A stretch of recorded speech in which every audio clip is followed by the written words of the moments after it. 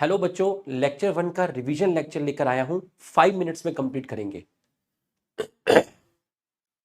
Cell को fundamental unit बोला, मतलब बेसिक यूनिट।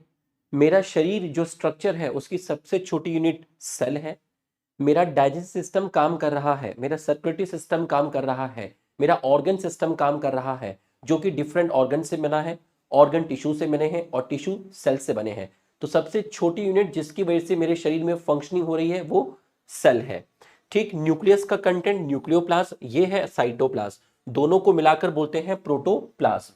ये है cell membrane. Protoplasm plus cell membrane protoplast, इसका मतलब प्रोटोप्लाज्म में सेल मेम्ब्रेन है, साइटोप्लाज्म है, न्यूक्लियोप्लाज्म है, बट सेल वॉल नहीं है।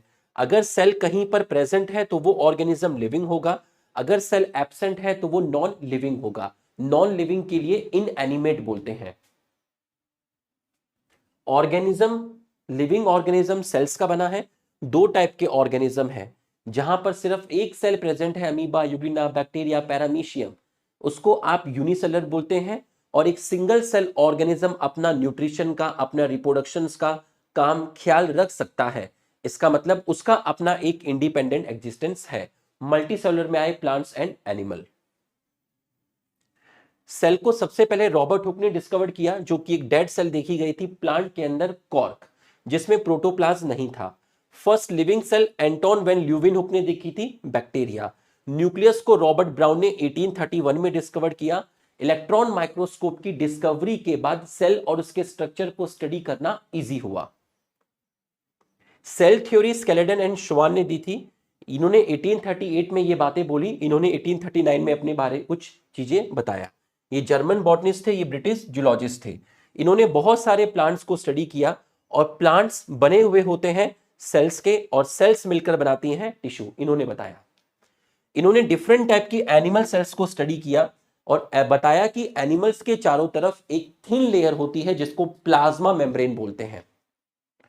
प्लांट में सेल वॉल का मिलना एक यूनिक कैरेक्टर है। इन्होंने एक हाइपोथेसिस दी कि प्लांट और एनिमल मिलके बने होते हैं, किससे? सेल से, और सेल के प्रोडक्ट, सेल के प्रोडक्ट को बोलते हैं टिश्यू।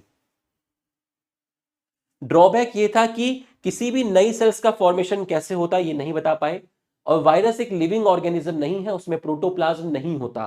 ठीक है, वो तभी सर्वाइव करेगा जब वो किसी लिविंग सेल पर आएगा। तो सेल थ्योरी की बातें वायरस पे लागू नहीं होती। रेडल्फ वर्चो 1855 में एक स्टेटमेंट दिया जो लेटिन भाषा में था, ओमनिस सेलुला सेलुला, जिसका मतलब होता है कोई भी नई सेल्स पुरानी सेल्स के डिवीजन से बनती है। और इन्होंने लिविंग ऑर्गेनिज्म मिलकर बने हुए हैं, किसके? सेल और प्रोडक्ट ऑफ सेल। तो सेल थ्योरी को फाइनल शेप इन्होंने दिया। सेल्स, प्लांट और एनिमल। प्लांट में अनियन पील, एनिमल में ह्यूमन चीक। अनियन की सेल में बाहर की लेयर सेल वॉल है, और ह्यूमन चीक में बाहर की लेयर सेल मेम्ब्रेन है। किसी भी सेल की बाहर की लेयर को डीलिमिटिंग लेयर बोलते हैं। यूकैरियोट के न्यूक्लियस में न्यूक्लियर मेम्ब्रेन है, न्यूक्लियोलस है, न्यूक्लियोप्लाज्म है, क्रोमोसोम है। ठीक, यूकैरियोट के क्रोमोसोम में मेनली डीएनए है, बट डीएनए को पैक करके बैठाया है, उसकी पैकेजिंग की है। किसने की है? मेनली हिस्टोन प्रोटीन, जिसका नेचर होता है बेसिक, और कुछ नॉन हिस्टोन प्रोटीन जिनका नेचर होता है एसिडिक, और डीएनए के साथ थोड़ा आरएनए भी मिलता है। इन चारों को मिलाकर बोलते हैं क्रोमोसोम। प्रोकैरियोट के न्यूक्लियस में आपका न्यूक्लियर मेम्ब्रेन, न्यूक्लियस नहीं होता। इसका मतलब यहां पर न्यूक्लियस प्रेजेंट ही नहीं होता, वेल डिफाइंड न्यूक्लियस यहां होता ही नहीं है। ठीक है, यहां पर फॉल्स न्यूक्लियस मिलता है, और इसी रीजन के लिए वर्ड न्यूक्लियोइड यूज करते हैं।